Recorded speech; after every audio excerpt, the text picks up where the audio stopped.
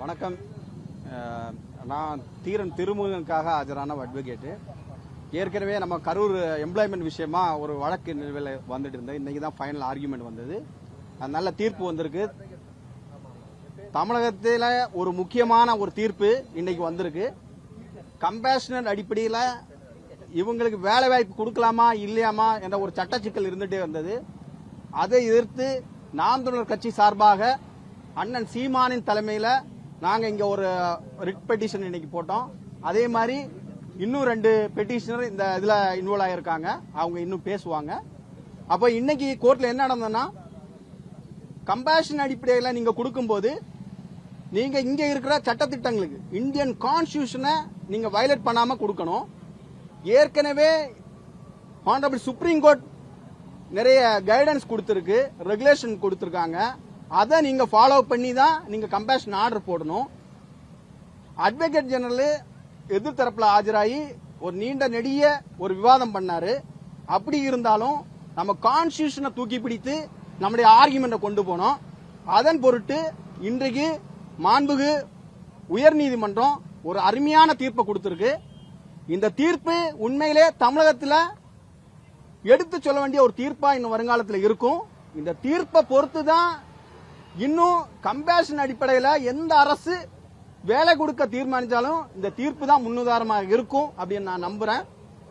மெயினா என்ன சொன்னாங்களா, இந்த தீர்ப்புல ஏற்கனவே கம்பேஷன் அடிப்படையில் வாரிசார்கள் கியூப்ல நிக்கிறாங்க.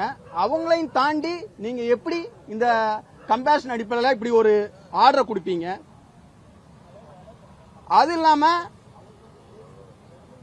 அரசு வாகனங்கள் மோதி இறக்குபவர்கள் நீங்க கம்பேஷன் அடிப்படையில் இதே மாதிரி வேலைகளை கொடுப்பீங்களா அப்படின்னு ஒரு முக்கியமான கேள்வியை வச்சாங்க. அப்போ ஏற்கனவே அரசு தரப்புல என்ன சொன்னாங்கன்னா, ஒரு 4 வழக்குல உதாரணம் காட்டினாங்க. ஸ்டெர்லைட் துப்பாக்கிச்சூடு ஒன்னு லீலாவதி படுகொலை மதுரை மாநகரத்தில், 3 ஒரு எக்ஸ் சர்வீஸ்மேனுடைய மகனுக்கு வேலை வாய்ப்பு, 4 SC/ST ஆக்ட்ல மற்ற தாழ்த்தப்பட்ட பட்டியலின ஆட்களுக்கு நமக்கு வேலை வாய்ப்பு கொடுக்குறோம். இதெல்லாம் சொல்லிதான் அவங்களுடைய கேஸை கொண்டு போனாங்க. ஆக்சுவலி இதுல என்னன்னா, இந்த 4 கேஸை நீங்க அவங்க ரிலே பண்ணா கூட இந்த கரூர் இன்சிடென்ட் இந்த 4 கேஸுக்குள்ள வருமா அப்படின்னு ஒரு பெரிய கொஸ்டின் மார்க் இருக்கு. அது எங்கேயுமே அவங்க திடமா சொல்லல, ஆமா இதுக்குள்ள வரும் அப்படின்னு சொல்லல. இந்த 4 கேஸையும் பாத்தீங்கன்னா எல்லாமே ஸ்டேட்டோட இன்வால்வ்மெண்ட் இருக்கும். அது இல்லாம அந்த எக்ஸ் சர்வீஸ்மேன் கேஸ்ல அது கண்டிப்பா கொடுத்து ஆகணும். ஏன்னா எக்ஸ் சர்வீஸ்மேனோட பிள்ளைகளுக்கு தான் அந்த கம்பேஷன் அடிப்படையில் கொடுக்கணும். வேலையில் இருக்கும்போது இறக்குபவங்களுக்கு தான் அப்படி கம்பேஷன் அடிப்படையில் கொடுக்கணும் விதி இருக்கு. இப்படி இருக்கும்போது அட்வொகேட் ஜெனரல் இப்படியே ஒரு வாதத்தை எடுத்துட்டு போனாரு. நிறைய ஜட்மெண்ட் கொண்டு வந்தாங்க. சுப்ரீம் கோர்ட்டு, வேற ஹைகோர்ட்டோட ஜட்மெண்ட் எல்லாம் கொண்டு வந்தாங்க.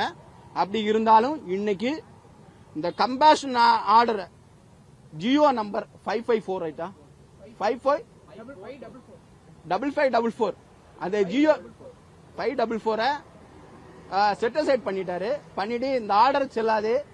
அதனால எங்களுக்கு ஆதரவான ஒரு தீர்ப்பு வந்திருக்கு.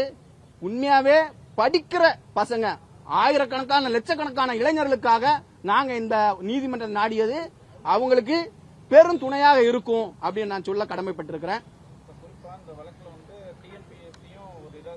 அவங்க என்ன சொன்னாங்க, ஏன்னா லட்சக்கணக்கான இளைஞர்கள் வேலை வாய்ப்பு இல்லாம இருக்காங்கன்னா குறிப்பிட்டிருந்தாங்க. அதுல என்ன டிஎன்பிசி வந்து ஒரே ஒரு வார்த்தை தான் சொன்னாங்க. அவங்க ஏற்கனவே கவுண்டர்ல சொன்ன அதே வார்த்தை தான், எங்களுக்கு இதுக்கும் சம்பந்தமே இல்லை அப்படின்னு ஒரு வார்த்தையை கொண்டு வந்தாங்க.